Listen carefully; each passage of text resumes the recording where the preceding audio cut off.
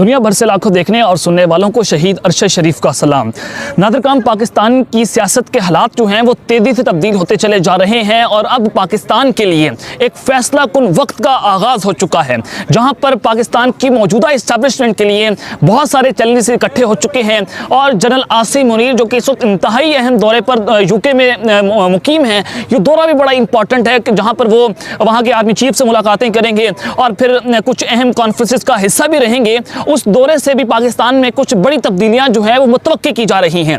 अब उस सारी सूरत हाल में देखिए, रजीम चेंज ऑपरेशन के बाद पाकिस्तान में क्या कुछ हुआ वो सब कुछ आपके सामने है कि इमरान खान को निशाने पर रखा गया, उसकी पार्टी को क्रश करने की कोशिशें हुई, इमरान खान को माइनस करने की तैयारियां हुई, इलेक्शन कमीशन का भरपूर तरीके से इस्तेमाल किया गया, पंजाब पुलिस इस्तेमाल हुई, इस्लामाबाद पुलिस इस्तेमाल हुई, हर तरह के इदारे को इमरान खान के खिलाफ इस्तेमाल किया गया। लेकिन निकला क्या? खोदा पहाड़ निकला चूहा। अब कुछ बड़ी खबरें हैं जो लेकर आपकी खिदमत में हाजिर हुआ हूं। सबसे पहली खबर पर जो आज हमने बात करनी है कि एक इंतहाई खतरनाक मंसूबे पर काम शुरू हो चुका है।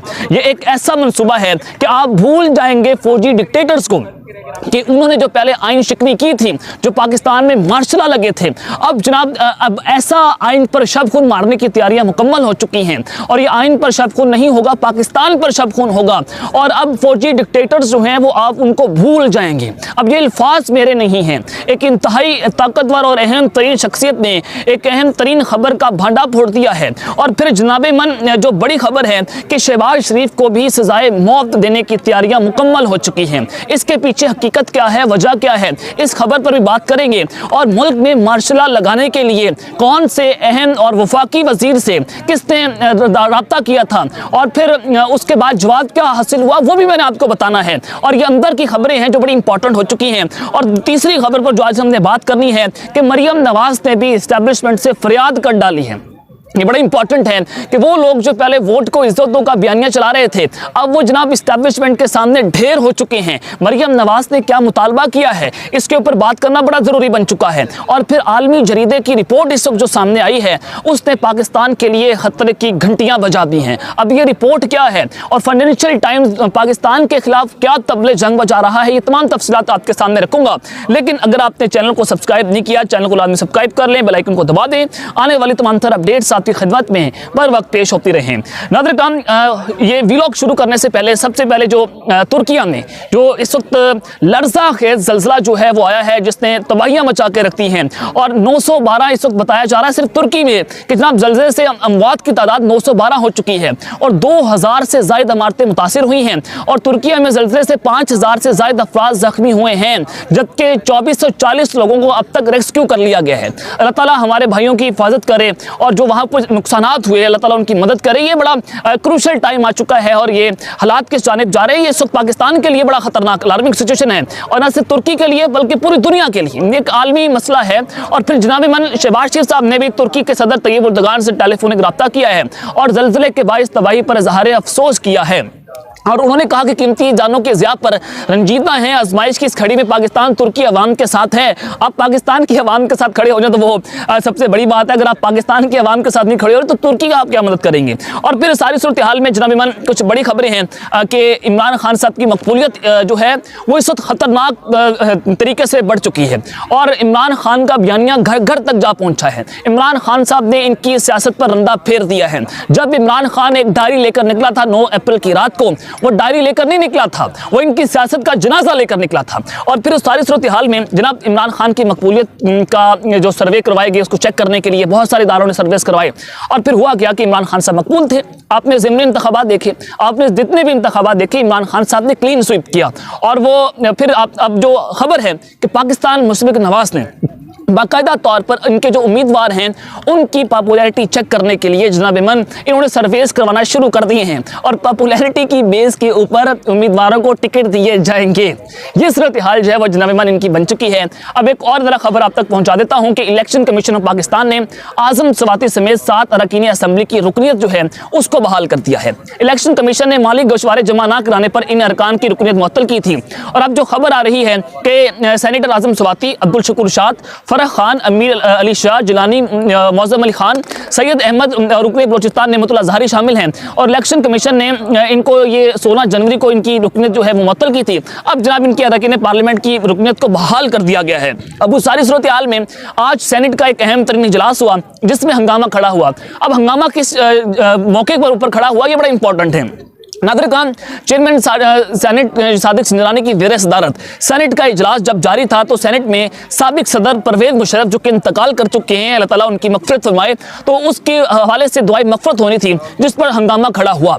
परवेज़ मुशर्रफ के इंतकाल पर फातह खानी पर ऐवान तकसीम हो गया। हुकूमती अरकान की जानिब से परवेज़ मुशर्रफ के लिए दुआ की मुखालफत कर दी गई। ये बड़ा ख़तरनाक चीज़ है। ये अच्छा मैसेज नहीं दे रहे पार्लियामेंट से, ऐवान से, कि एक शख्स जो कि दुनिया से चला गया है अब उसके लिए दुआ नहीं करवा रहे।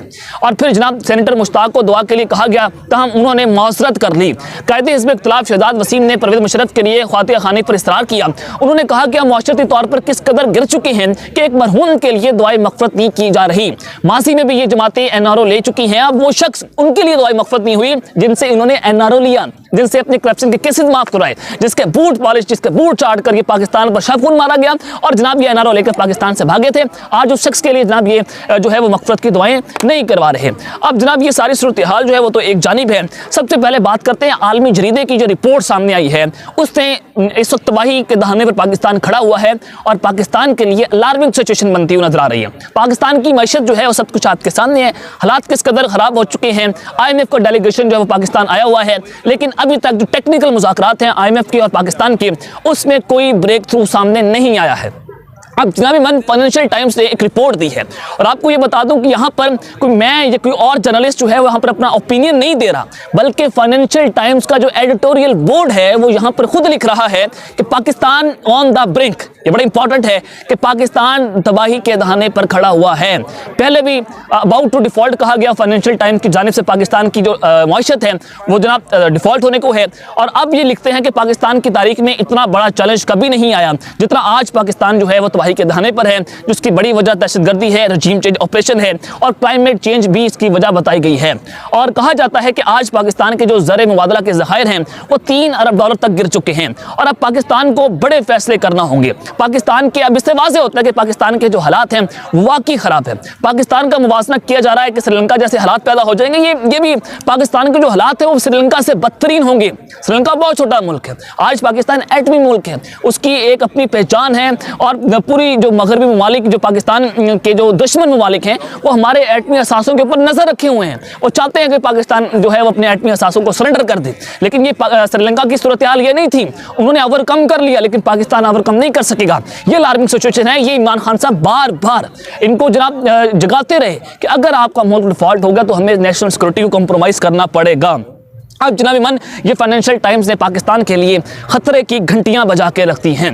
लेकिन दूसरी जानिब मरियम नवाज साहिबा जो हैं वो पाकिस्तान आई हैं और मैंने आपको बताया था ये कि जनाब जैसी पाकिस्तान आएंगी ये इस्टेब्लिशमेंट के खिलाफ एक नया बयानिया जो है उसको क्रिएट करेंगी। और बहाना क्या होगा जनरल बादशाह, बहाना क्या हुआ इमरान खान साहब, साकिब निसार, जनरल फैज़ हमीद, और इनको बहाना बनाकर मौजूदा इस्टेब्लिशमेंट को पैगाम दिया जाएगा, उनको धमकियां दी जाएंगी। और आज मरियम नवाज साहिबा ने इस खबर की तस्दीक कर दी है। देखिए मरियम नवाज साहिबा ने आज कहा कि जो दाग मुल्क पर लगाए गए उसको जनाब धोना पड़ेगा। और इमरान खान को फितना, उन्होंने लफ्ज़ इस्तेमाल किया कि फितने को सियासत से निकाल कर सियासत से आउट करना होगा। अब अगर तौहीन बिलावल की जाती है, तौहीन ज़रदारी की जाती है, तो आपके सामने है कि किस तरह से पूरे मुल्क में शेख रशीद के खिलाफ मुकदमा दर्ज हुए और किस तरह से पूरे मुल्क में पाकिस्तान तहरीक इंसाफ के लोगों के खिलाफ दर्ज हुए। आज इमरान खान को फितना कहा गया, उसकी जान को खतरे में डाला गया। इसके ऊपर इलेक्शन कमीशन है कोई भी इदारा जो है वो इसके ऊपर नोटिस नहीं लेगा क्योंकि इमरान खान साहब जो इनके निशाने के ऊपर हैं। और कहा जा रहा है ये किसको पैगाम है, ये किससे फरियाद है, दायरा एस्टेब्लिशमेंट से कहा जा रहा है कि आप इमरान खान साहब को माइनस करें, घड़ी चोर को पाकिस्तान की सियासत से माइनस करना चाहिए। और पहले मैंने आपको खबर दी थी कि जब एस्टेब्लिशमेंट को ये जो है वो शराइत उनके सामने रखी गई कि तब जाकर हम IMF के साथ डील करेंगे अगर आप इमरान खान को पाकिस्तान की सियासत से माइनस कर देते हैं। अब जावेद चौधरी साहब ने भी कल ये कहा कि इमरान खान साहब को 4 केसेस में नाअहल किया जाएगा और 4 केसेस मुख्तलिफ केसेस होंगे जिसमें इमरान खान साहब की कैरेक्टर असैसिनेशन की जाएगी और जो आखिरी फेज होगा उसमें इमरान खान साहब को जनाब जो है वो गिरफ्तार किया जाएगा। ये इस वक्त सिचुएशन है कि पाकिस्तान की मैशत कहाँ पर खड़ी हुई है। फाइनेंशियल टाइम्स के ऊपर रिपोर्ट्स दे रहा है है और इनका बहाना और इनका हदफ जो है वो इमरान खान साहब बने हुए हैं। अब आ जाएं कि खतरनाक मंसूबे पर जो काम शुरू हुआ है और एक बहुत बड़ा इस वक्त अलार्मिंग सिचुएशन है कि शहबाज शरीफ जो अब आइन तोड़ने की जो तैयारियां कर रहे हैं और सजाए मौत, ये बड़ा इंपॉर्टेंट हो चुका है। लेकिन नाज़रीन, अहमद मीर साहब ने एक बहुत अहम इंकशाफ किया है और बंद कमरों में इस वक्त क्या चल रहा है। अहमद मीर ने, यानी कि इनके घर के बेहती हैं जिन्होंने लंका ढा दी है, वो कहते हैं कि आप जानते हैं कि 2023 में आईन पाकिस्तान के 50 साल पूरे हो रहे हैं। इस मर्तबा इस आइन को पार्लियामेंट के बाहर से जो है वो नहीं तोड़ा जाएगा, क्योंकि पहले तो होता रहा ना कि आइन पार्लियामेंट के बाहर से आइन को तोड़ा गया, लेकिन अब की बार ऐसा नहीं होगा।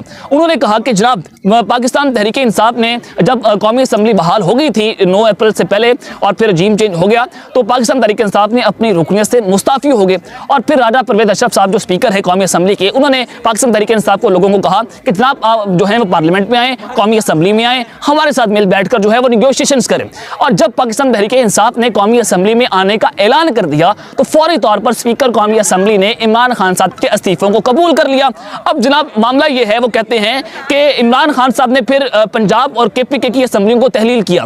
होता यह है आइन और कानून के मुताबिक कि 90 दिनों में इलेक्शंस करवाए जाते हैं जब असम्बलियां तहलील हो जाएं, लेकिन अभी तक गवर्नर पंजाब और KPK ने जो है वो इलेक्शंस का ऐलान नहीं किया, इलेक्शन की तारीख का ऐलान नहीं किया। यहाँ तक गवर्नर KP ने कहा कि मेरा इलेक्शन से कोई ताल्लुक नहीं है, इस्टेब्लिशमेंट जाने या फिर जनाब जो है वो जो इलेक्शन कमीशन है वो जनाब इसको जाने। और फिर अभी सारी सूरत हाल में नादिर खान उन्होंने कहा है कि शहबाज शरीफ की जो हुकूमत है, जो मखरूद हुकूमत है, वो कौमी असम्बली की मुद्दत में 6 माह की तोसी करना चाहती है।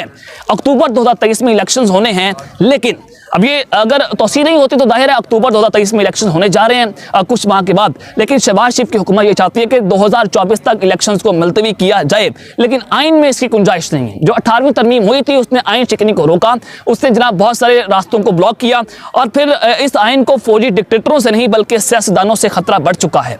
और पाकिस्तान के जो साबिक आर्मी चीफ हैं जनरल बाजवा साहब के हवाले से उन्होंने एक बड़ा भांडा जो है वो फोड़ा है। उन्होंने कहा है कि जनरल बाजवा साहब ने मिफ्ता इस्माइल से कुछ बड़े सवालात किए थे और वो उन्होंने कहा कि वो बंद कमरों में जनाब जो है वो 18वीं तरमीम की मुखालफत करते थे और उन्होंने 18वीं तरमीम को शेख मुजीब के 6 निकाह से ज़्यादा खतरनाक करार दिया था, क्योंकि वो जानते थे कि अगर उन्होंने आइन शिकनी की तो उनकी सदाए मौत होगी अगर वो मार्शल लगाना चाहते हैं। यही बात थी, यही अगर आप डॉट से डॉट कनेक्ट करें तो आपको अंदाजा हो जाएगा। और फिर आगे वो जाके कहते हैं कि उन्होंने मुफ्ता इस्माइल से पूछा कि अगर मुल्क में मार्शल लग जाए तो हम पर कौन सी इक्तिसादी पाबंदियां लग सकती हैं। यही बात इमरान खान साहब ने की थी कि अगर मार्शल लगता है, खान साहब ने कहा था कि जनरल बाजवा चाहते थे कि पाकिस्तान में मार्शल लगाया जाए, इमरजेंसी नाफिज की जाए खान साहब को मार कर। अब ये मेरा इंकशाफ नहीं है ना, ये मेरी खबर है, खान साहब की मैं जो अल्फाज हैं वो आपके सामने मैं कोट कर रहा हूँ। अब उस सारी सूरत हाल में जनाब ईमान उन्होंने कहा, मिफ्ता इस्माइल साहब ने हाथ जोड़े, उन्होंने कहा कि जनरल बाजवा साहब ये काम ना कीजिएगा, इससे पाकिस्तान जो है वो फिर 50 साल पीछे चला जाएगा, इससे पाकिस्तान के लिए जो है वो हालात मजीद कशीदा होंगे। अब उस सारी सूरत हाल में जनाब ईमान ये अहमद मीर साहब कहते हैं कि जो काम जनरल बाजवा ना कर सके, यानी कि जो आइन शिकनी वो ना कर सके, अब पार्लियामेंट के अंदर से आइन शिकनी होने जा रही है, अब पार्लियामेंट के अंदर से आइन तोड़ा जाएगा और इस 50 साल पूरे होने जा रहे हैं आईने पाकिस्तान को, अब इसको मजीद तोड़ा जाएगा, इसको पांव तले रौंदा जाएगा। अगर ये सब कुछ होता है तो जाहिर है आइन टूटेगा। और अगर शहबाज शरीफ साहब जो ये सब काम करते हैं, पाकिस्तान में इलेक्शन मुलतवी होते हैं जिसकी आइन में गुंजाइश नहीं है, इससे वाज़े होता है कि अगर इमरान खान साहब ने वाज़े कह दिया कि जनाब जो है वो आर्टिकल 6 का मुकदमा करेंगे, आर्टिकल 6 का जो अगर मुकदमा होता है परवेज़ मुशर्रफ साहब की जो है वो सजा आपके सामने है कि वो गद्दारी के मुर्तकिब ठहरे और फिर जनाब उनको जो है वो फांसी की सजा सुनाई गई थी, तो यही सूरत हाल जो है वो अब शहबाज शरीफ के साथ भी होती हुई नजर आ रही है। और इसमें सबसे बड़ा हाथ जो है वो नून लीग का है और पाकिस्तान पीपल्स पार्टी ने इसकी मुखालफत कर दी है। अब तक के लिए अपना ख्याल रखिएगा। इस चैनल का लाजमी ख्याल रखने वाले के बाद पाकिस्तान जिंदाबाद।